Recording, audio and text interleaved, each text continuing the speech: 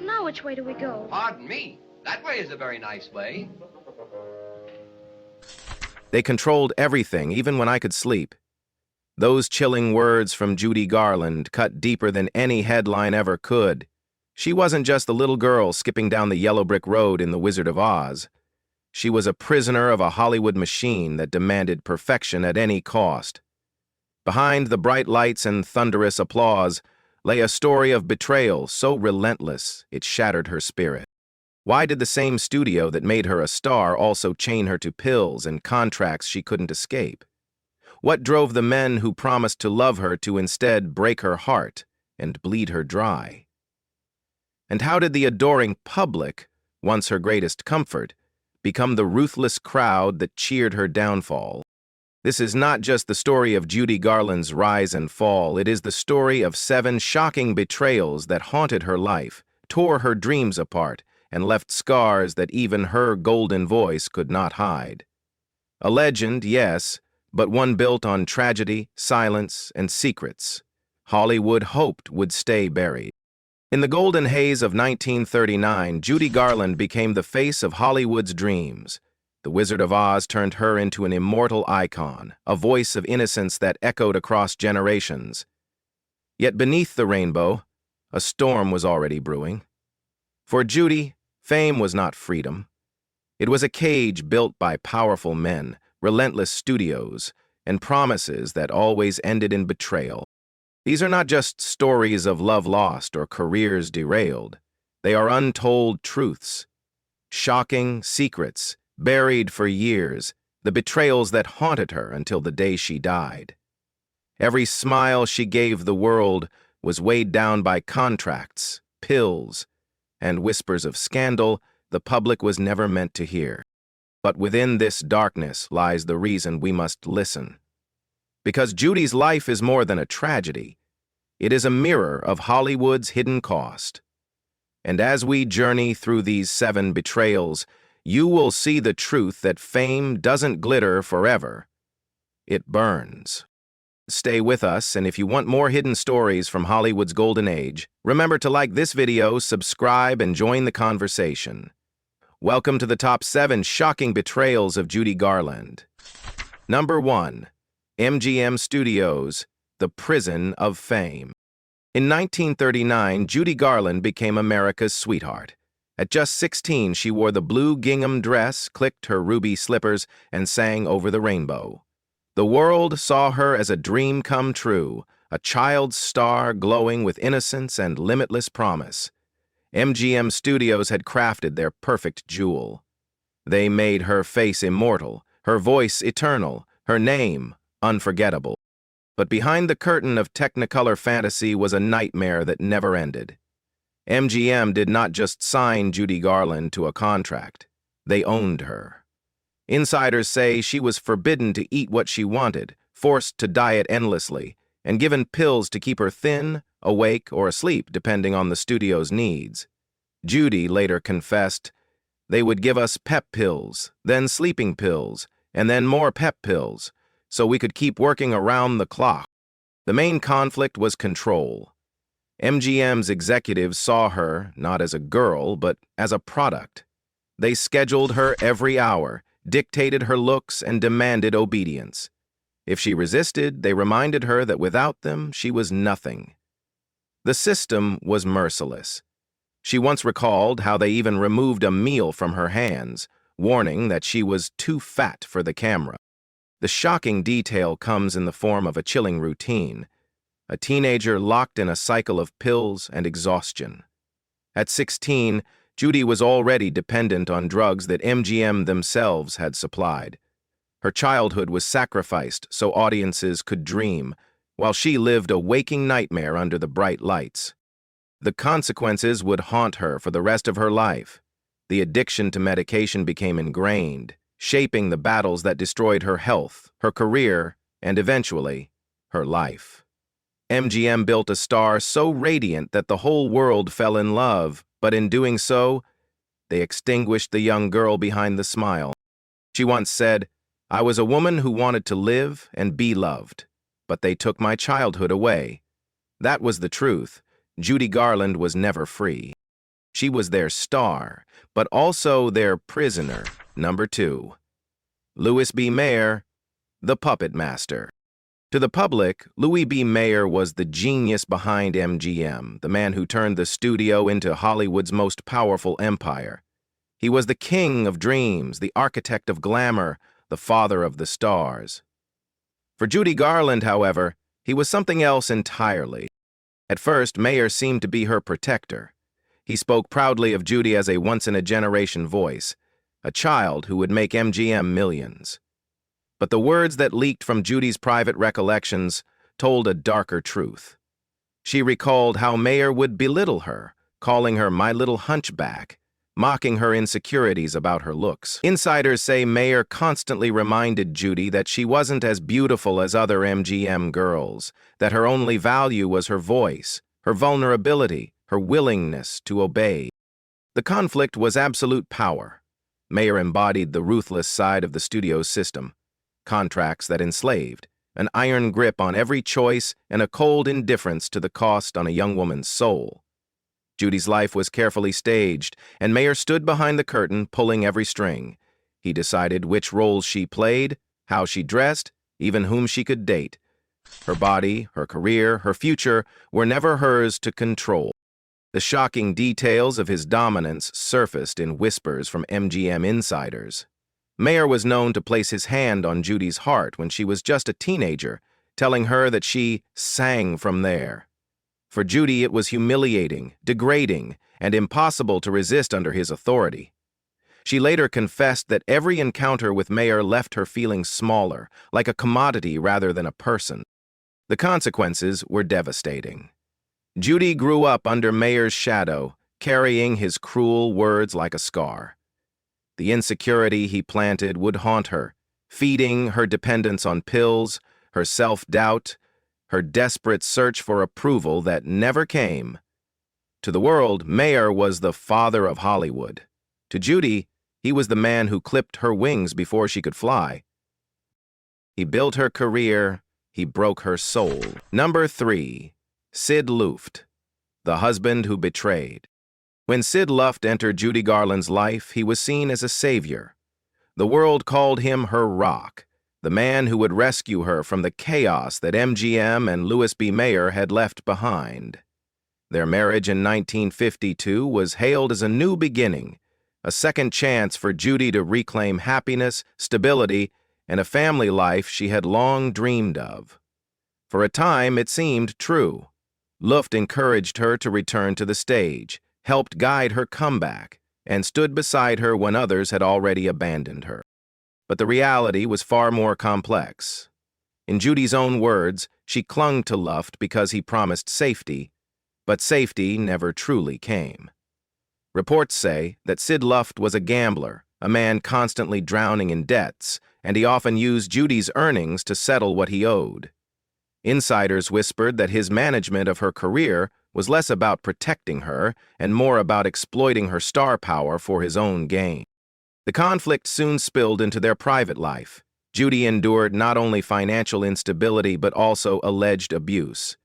Friends recalled arguments that turned violent, moments when Judy appeared bruised, distraught, and more fragile than ever. The man she once described as her protector became another jailer, another betrayal in a lifetime of betrayals. One of the most shocking details came from their business dealings. Luft, acting as Judy's manager, was accused of signing contracts in her name, draining her income, and leaving her with mounting debts. By the late 1950s, Judy was once again working tirelessly, performing in clubs and concert halls, not to build a future, but to pay off debts she never created. The consequences of this marriage were brutal. Judy's dream of family security crumbled. Instead of finding refuge, she found another battlefield. Her dependence on pills deepened as her emotional wounds grew sharper, and when the marriage finally collapsed in 1965, Judy was left with more scars, more debts, and even less trust in the people closest to her. She trusted him with her life. He gambled it away. Number 4. Vincent Minnelli, the director who walked away.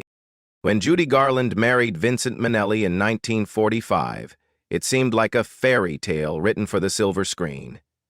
She was one of MGM's brightest stars. He was the visionary director behind Meet Me in St. Louis, the film that not only reignited Judy's career, but also brought the two of them together. For a moment, audiences believed this was the love story Judy had long deserved. Together, they welcomed a daughter, Liza Minnelli, who would one day become a star herself. In those early years, Judy believed she had finally found stability. But what glittered in public was already cracking in private. Judy longed for a family life filled with affection and loyalty, but rumors swirled around Vincente's affairs and his inability to provide the anchor she desperately needed. Insiders recalled how the household was divided. Judy fighting her addictions and insecurities, Vincente retreating into his work and other distractions. The emotional distance widened until even their daughter could sense the coldness between them. The main conflict was abandonment. For Judy, the home she had hoped would shelter her from Hollywood storms became another place of loneliness. Reports say Minnelli was rarely present, often absorbed in projects or absent for days at a time. When Judy's depression spiraled, instead of holding her hand, Vincente drifted further away. Friends close to Judy whispered that she begged him to stay, to fight for their marriage, but his heart was already elsewhere.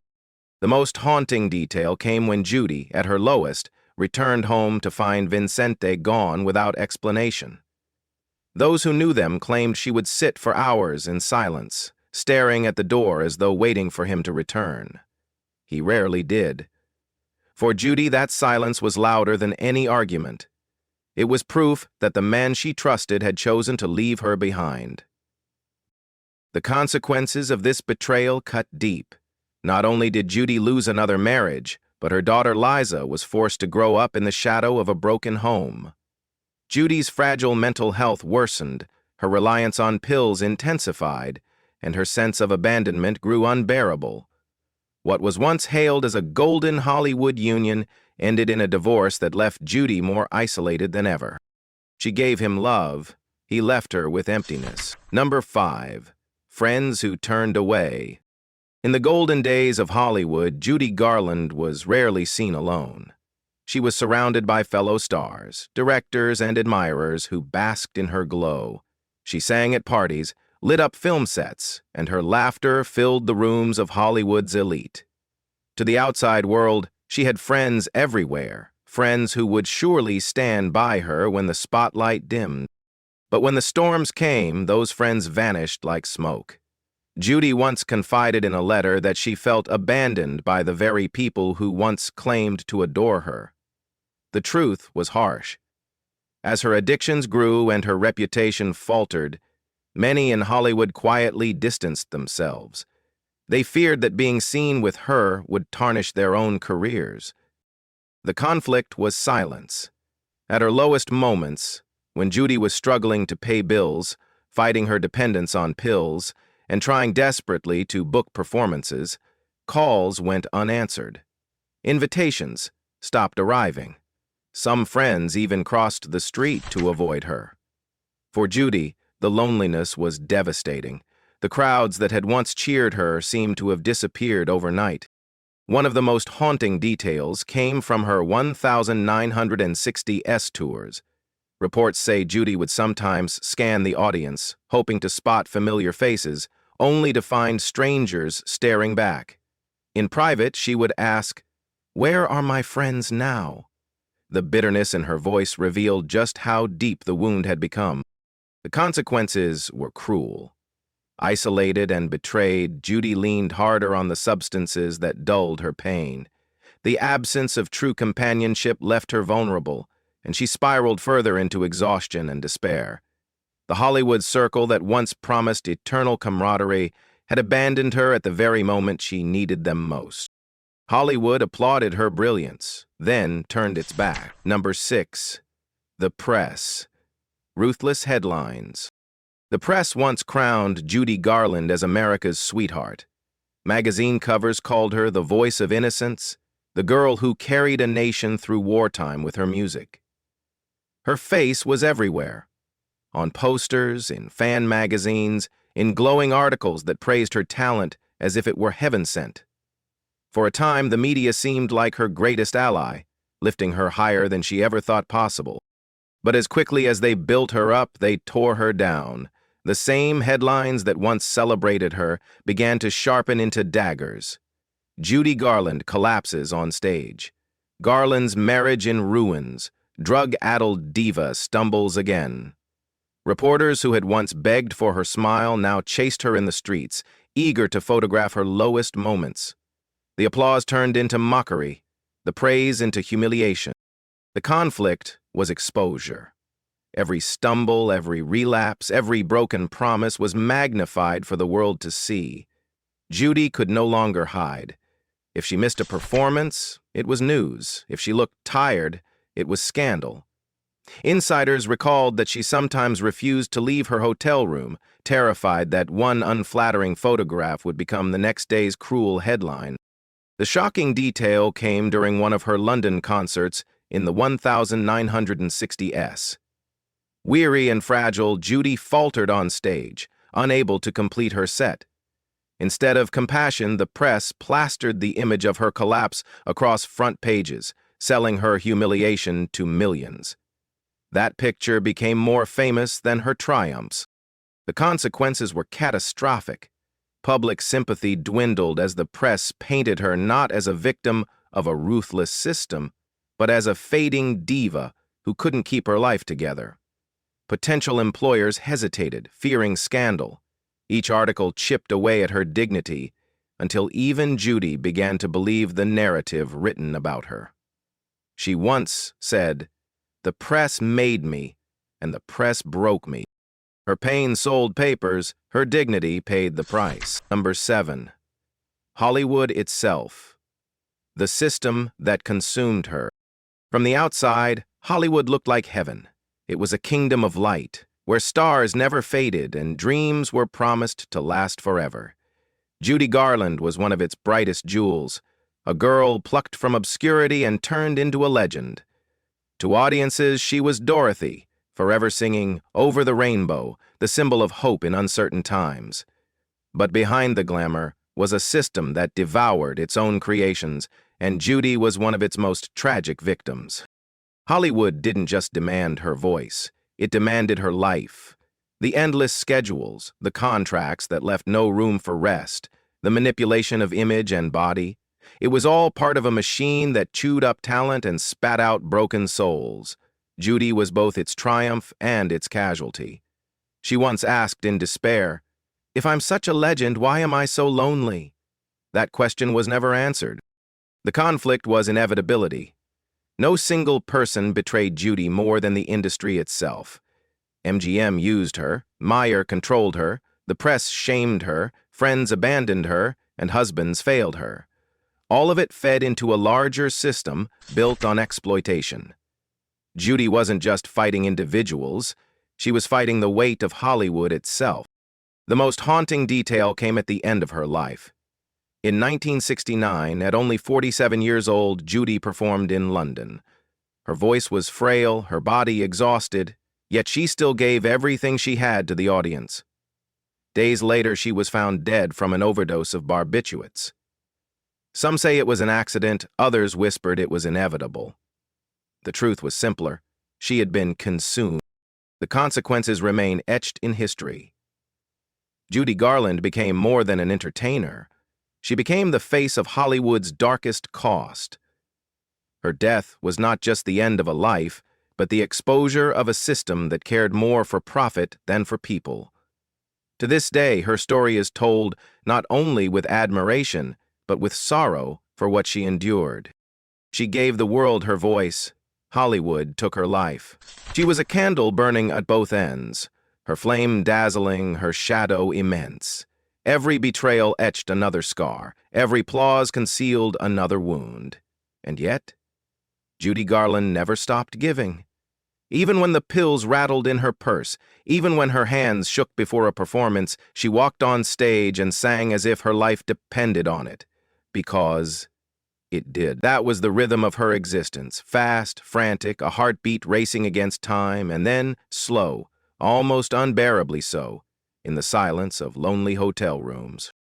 But the next name, the next story waiting in the vaults of Hollywood, is proof that Judy was not alone in this torment. Her tragedy was not an isolated flame, but part of a larger fire that consumed so many who chased the dream. Stay with us, because each hidden story reminds us that the glamour you see is never the whole truth. If you haven't already, like this video, subscribe, and join our journey into the shadows of old Hollywood. 7 betrayals, 7 wounds, 1 truth. Hollywood may shine like gold, but its brilliance often comes at a devastating cost. Judy Garland's life stands as the ultimate warning that talent can be exploited, love can be weaponized, and even legends can be broken. Think back on them. MGM chaining her youth, Louis B. Mayer degrading her, Sid Luft gambling away her trust, Vincent Minnelli walking out when she needed him, friends disappearing into the night, the press feasting on her humiliation, and finally, the entire system swallowing her whole. Together they tell us this: stardom is never free, and sometimes the price is everything.